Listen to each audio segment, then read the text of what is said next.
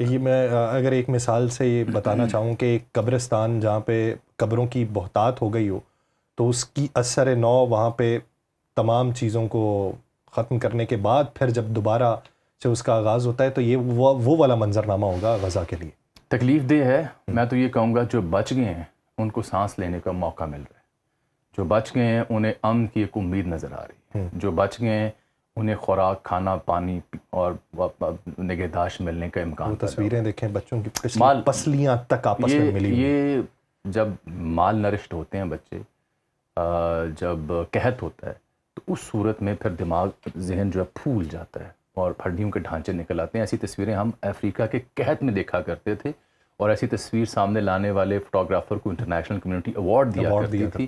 لیکن اب وہاں پہ ایک بچہ نہیں, کوئی 50,000 سے زائد بچے جو مال نرشٹ ہیں, اس سے بھی زیادہ تعداد ان کی ہو سکتی ہے. ایک ایسی داستان ہے جو بیان کرنے بیٹھیں تو لفظ نہیں ملتے اور دل دہل جاتا ہے. ہیونگ سیڈ آل دیٹ, میں یہ کہہ رہا ہوں کہ انہیں ایک موقع ملے گا اور اس کا امکان پیدا ہو گیا. اس کی وجہ کیا ہے؟ اس کی وجہ یہ ہے کہ جیسے ہی ٹرمپ کا یہ ٹروتھ سوشل پہ یہ بیان آتا ہے تو میں دیکھ رہا تھا اسرائیلی اخباروں کو, وہاں پہ جو تل اویو میں ایک انہوں نے اسکوائر بنایا ہوا جیسے ہاسٹیج اسکوائر کہتے ہیں, وہاں پہ جو متاثرین ہیں جن کے لوگ حماس نے کیپچر کیے, 48 ہے شاید یا 50 ہیں, انہوں نے وہاں پہ جشن منایا. وہ وہاں پہ اکٹھے ہوئے ہیں اور انہوں نے اسے بہت خوش آئند قرار دیا اور وہ امید کر رہے ہیں کہ اتوار کو, آج ہم مخاطب ہیں اگر لیٹ سے جمعرات کو, تو اسرائیل کے وہ لوگ مقامی جن کے عزیز و اقارب ہاسٹیج ہیں ان کو یہ امید ہے کہ اتوار کو پہلا جو بیچ ہے مغویوں کا وہ گھر واپس پہنچ جائے گا. تو اگر اسرائیل کے دارالحکومت میں یہ لوگ جشن منا رہے ہیں, خوشی کا مظاہرہ کر رہے ہیں اس معاہدے کے اوپر, اس کا مطلب ہے کہ اعتراف میں فریقین کے ہاں کچھ یقین دہانی ہے. اور یاد رہے کہ یہ وہی لوگ ہیں جو اس جنگ کے مخالف بھی وہاں پہ ریلیز نکالا کرتے تھے. ایگزیکٹلی کہ بنجامن نیتن یاہو جو ہے اس کو ہمارے لوگوں کی فکر نہیں ہے اس لیے جنگ کو طول دے رہا ہے. اس میں حماس کے ایک ذمہ دار ہیں جن کا نام ہے اسامہ حمدان.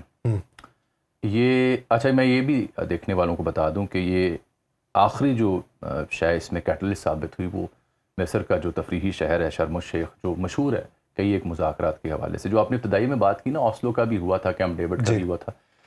ان معاہدوں میں اور اس معاہدے میں فرق یہ ہے کہ اس وقت اتنی پیٹرنیج نہیں تھی کسی بھی صدر یا امریکہ کے اس کی جانب سے, گو کہ وہ ضامن ضرور تھے لیکن اتنا وربل انڈرسٹینڈنگ نہیں تھی جو ٹرمپ کے میسیجز میں ضامن اور مانیٹر ہونے میں فرق. ہاں, اس طرح ٹرمپ اوور ویلمنگلی اس کی لے رہا ہے, وہ اونرشپ لے رہا ہے. تو اسامہ حمدان ہے, انہوں نے العربیہ ٹی وی کی جو عربی ٹرانسمیشن ہے وہاں گفتگو کی ہے پہلی بار. یہ شرم الشیخ کے مشن کا حصہ تو نہیں تھے لیکن ظاہری بات ان کے ساتھ کمیونیکیشن میں تھے. شرم الشیخ میں مصر ہو, ترکیہ ہو, حماس ہو, اسرائیل ہو, اور دو لوگ بڑے اہم ہیں جنہوں نے پچھلے 72 گھنٹوں میں شرم الشیخ میں حماس اور اسرائیل کے بیچ مذاکرات کو کامیاب کیا, جس کے بعد ٹرمپ نے یہ ٹویٹ کیا. وہ لوگ ہیں اسٹیو وٹکاف جو کہ مشرق وسطیٰ کا خصوصی ایجنسی امریکہ کا, اور ٹرمپ کا داماد ہے جیرارڈ کشنر. ان دونوں نے بڑی کاوش کی ہے ان کو ساتھ بٹھانے میں, 2 روز مسلسل یا 3 روز 72 گھنٹے. جیرارڈ کشنر وہی ہے, یاد رہے, کہ جس نے غزہ سے ان لوگوں کے انخلا کے بعد یہاں پہ ایک ماڈل ایسا بنانے کی بات کی تھی کہ وہ ہم نے کہانی شاید ایک پوڈ کاسٹ میں بیان کی تھی, ٹونی بلیئر والی. بالکل وہی ہے, اسی کا ماڈل تھا ٹونی بلیئر کے ساتھ مل کے. ٹونی بلیئر کی ایک این جی او ٹائپ ادارہ ہے جو ایک عرصے سے غزہ کا متبادل پلان تجویز کر رہا تھا. بہرحال تو یہ ان لوگوں نے ان کو اکٹھا بٹھایا, 72 گھنٹے کی نیگوسیشن کی, اور پھر حماس مان گئی کہ وہ غیر مسلح ہونے کو تیار ہے. اب مسئلہ یہ کہ میرے ملک میں وہ لوگ جو اس کے اوپر مختلف آراء رکھ رہے تھے انہیں صرف ایک بات سمجھنی چاہیے. ایک جو ڈیٹا میں نے بتایا ہے بھگتنے والے وہ ہیں, سفر غزہ کے لوگ کر رہے ہیں. دوسرا فریق سب سے عام ہے حماس اور فلسطینی اتھارٹی. تو بھائی جب فلسطین کی اتھارٹی اور حماس کسی معاہدے پہ اتفاق کر رہی ہے تو میں اور یاسر رشید اس کے اوپر اعتراض اس لیے نہیں کر سکتے کہ متاثرین وہ ہیں اور اصل فریق وہ ہیں. ہمارا اخلاقی طور پہ ان کے ساتھ کھڑا ہونا. ہم نے عرض کی کہ جتنی تباہی بربادی وہ بھوگ چکے انہیں موقع دیں ہم ان کا, اور اگر ٹرمپ اتنا اوور ویلمنگلی اس کی لے رہا ہے اونرشپ تو لیٹس سی. اس میں اہم بات یہ بھی نا کہ آپ دیکھیں عرب اسلامی ممالک 8 جو بڑے ہیں, سعودی عرب اور دیگر, وہ بھی ضامن ہیں, وہ بھی اس کا حصہ ہیں. اب ایک دنیا بھر کی نظر بھی اس کے معاملے کے اوپر رہے گی اور ٹرمپ میک شور کرنا چاہے گا کہ گڑبڑ نہ ہو. یہ انہوں نے جب یہ 72 گھنٹوں کے بعد یہ معاملات ہوئے تو یہ اسامہ حمدان نے العربیہ ٹی وی پہ یہ بتایا کہ ان کی اطلاع یہ ہے کہ جو آبادی والے علاقے ہیں غزہ کے وہاں سے یعنی جیسے ہی ہم ہاسٹیجز کو چھوڑنے کا سلسلہ شروع کریں گے تو پیرالل اگلے 72 گھنٹوں میں کیا ہونے جا رہا ہے. اگلا سوال تو یہ ہونا چاہیے. وہ کہتا ہے کہ آبادی والے علاقے جو ہیں جیسے خان یونس, رفح اور غازہ سٹی, یہاں سے اسرائیلین ٹروپس کا انخلا شروع ہو جائے گا. ہمیں یہ یقین دہانی کرائی گئی ہے. ابھی سے ہو جائے؟ جی, یہ اس نے اسامہ ہمدان نے عربیہ ٹی وی کو آن ریکارڈ اسٹیٹمنٹ دی کہ جیسے ہی مغویان کی واپسی شروع ہوگی ویسے ہی آبادی والے علاقوں سے پہلے مرحلے میں اسرائیلی فورسز کا وڈرال شروع ہو جائے گا. اب اصل مسئلہ کیا ہے؟ گو کہ یہ یورپ نے بھی, سعودی عرب نے بھی, ترکیہ نے, سب نے اسے ویلکم تو کر دیا. اصل مسئلہ یہ ہے کہ جو نیتن یاہو کے 2 اہم اتحادی ہیں, کیونکہ یہ تھن میجورٹی کے ساتھ وہاں پہ 120 رکنی اس کی پارلیمان ہے جسے نیسٹ کہتے ہیں, KNESSET, تو ان کے جو تلفظ اور تحت اللفظ بھی مشکل ہوتا ہے. بہت سارے لوگ کینسٹس بھی بولتے ہیں, ہو سکتے ہیں ہی ہوئے, مجھے کیا پتا. ہاں, لیکن یہ عبرانی زبان ہے دلچسپ, عربی کے خاصی کلوز. اگر کوئی بندہ فلوئنٹلی آپ کے سامنے بول رہا ہو تو آپ عربی اور فارسی اس میں فرق نہیں کر سکتے, تھوڑا بہت آپ کو لفظوں کی سمجھ آ رہی ہوتی ہے, بالخصوص عبادات کے معاملے میں. تو یہ اس کا مسئلہ کیا اب نیتن یاہو کا؟ اس کے اوپر 30 ستمبر کو وہ جو لوسی ولیمز نے بڑا طویل مضمون چھاپا تھا BBC کے اوپر, وہ نیتن یاہو کی سیاست اور اس کا مستقبل سمجھنے کے لیے بہت اہم ہے. یہ BBC کے ایک لکھاری ہیں جنہوں نے 30 ستمبر کو ایک مضمون باندھا, بہت طویل مضمون تھا.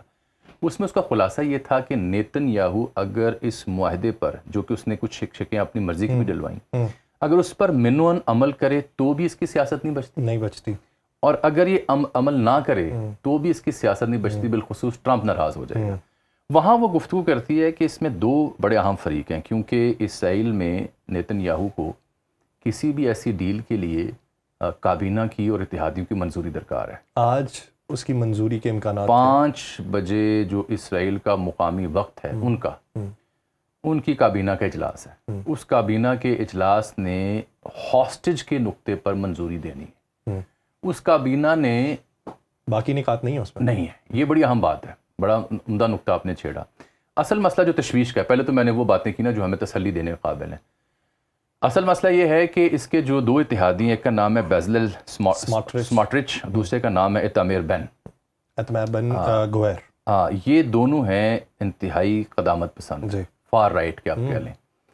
اور ان دونوں نے اس کے ساتھ جو الحاق, اس سے پہلے 2-4 پارٹیاں چھوڑ چکی تھی, اور یہ 120 میں سے اسی وقت یہ ساتھ ملے تھے تو پھر بنے تھے 61-62, 1-2 یا 4-5 ووٹوں کی برتری سے وہاں قائم. اور یہ یاد رہے کہ 2026 چناؤ کا سال ہے وہاں. اور یہ بھی یاد رہے کہ بنیامین نیتن یاہو اپنے متبادل کے طور پر وہ جو یوسی کوہان ہے اس کو بھی خواب دیکھتا ہے کہ وہ PM بن سکتا ہے, جو کہ موساد کا چیف رہا ہے, جس نے ایران میں کاورڈ آپریشنز کیے. یہ دونوں جو اتحادی ہیں, انہوں نے ان میں سے جو سماٹرچ ویسے وہاں پہ بولنے والے یہ جو غزہ کے صحافی ہیں وہ سماٹرچ بولتے ہیں. سماٹرچ, چلو ٹماٹر کر لو, ٹھیک ہے. یہ جو سماٹرچ صاحب ہیں, انہوں نے تو کہا ہے کہ میں تو اپوز کروں گا. آج کابینہ اجلاس سے پہلے کہہ دیا ہے کہ میں آج اپوز کروں گا. تو اب کابینہ سے منظوری وہ بھی یک نکاتی ہے. یاد رہے کہ اسرائیلی کابینہ آج اس لیے نہیں بیٹھ رہی کہ ٹرمپ کے 20 نکات کے اوپر انہوں نے نیتن یاہو کو اجازت دینی ہے. وہ اس لیے بیٹھ رہی ہے کہ انہوں نے کہا تھا کہ ہم نے تمہیں جو ڈیل کی بات کی تھی وہ ہاسٹیجز کی واپسی, مغویوں کی بازیابی کی نقطہ تمہارے پاس رکھا تھا, اس کے اوپر تمہیں گرین سگنل ہے, اس کے علاوہ گرین سگنل